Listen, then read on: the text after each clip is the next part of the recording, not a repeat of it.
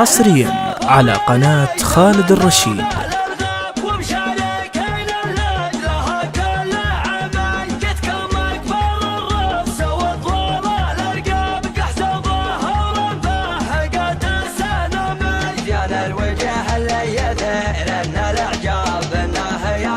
الخشوم الزوامي صبر الحلاها بالأدواد جذاب الطل فارقها وجل العظمي صبرا تحير بزينها كل الألباب صبر ملايين الدراهم تسامي كم به الليل النواع ميسك الزاب شق البنات مرودعات الوشامي علي بن بجنح اللال الانشاب نسل سناع سكر ومرح شامي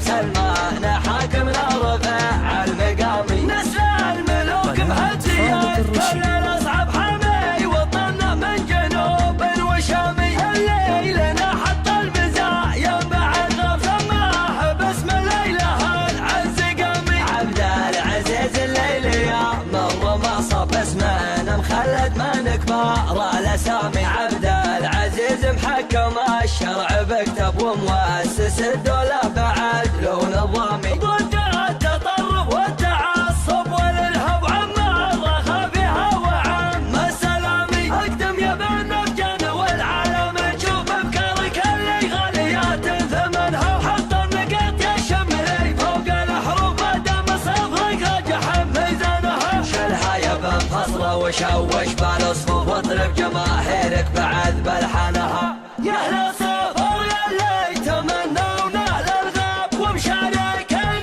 لاجلها كل عمل جتكم اكبر الراس وطوال الارقام كحسب ظهر فاهقات السلامي زين الوجه اللي يثير ان الاعجاب انه يتم الخشوم الزوامي صبر الحلاها بالادواد جذاب الطل فارقها وجل العظمي صبرا تحير بزينها كل الألباب صبر ملايين الدراهم تسامي كم به الليل النواع ميسك الزاب شق البنات مرودعات الوشامي علي بن بجنح اللال الانشاب نسل سناع سكر ومرح شامي النادر اللي فتح